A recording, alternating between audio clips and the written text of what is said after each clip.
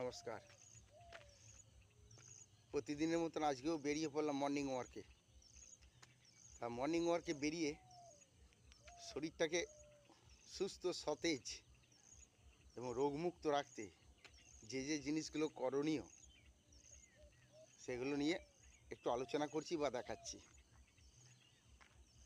আপনি যখন ব্যায়াম করবেন প্রথমেই যেন ব্যায়ামের শুরু করবেন না, তার আগে আপনার পেশি, আপনার জয়েন্ট এইগুলোকে একটু সতেজ এবং সচল করার জন্যে একটু হাঁটা চলা করবেন।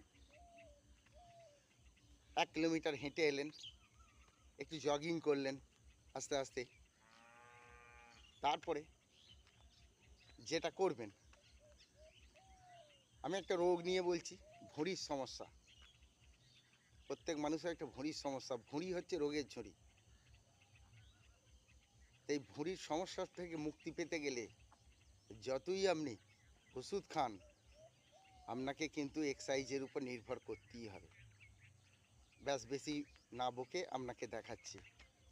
কোমরে হাত দিলেন, 1 2 3 4 5 6 7 8 9 10 11 12 13 14 15 16 17 18 19 20 বার করলেন।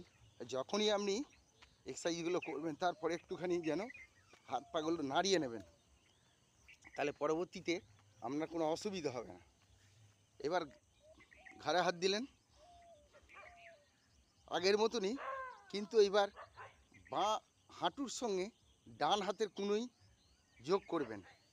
1 2 3 4 5 6 7 8 9 10 11 12 13 14 15 16 17 18 19 20।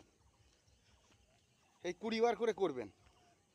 একটা কথা বলে রাখি, আপনি যদি 10 বার করেন তাতে কি কাজ হবে না? হবে, অবশ্যই হবে। আপনার যা শরীরের সহ্য ক্ষমতা সেই অনুসারে আপনাকে ব্যায়ামগুলো করতে হবে। এইবার আপনি কোমরটাকে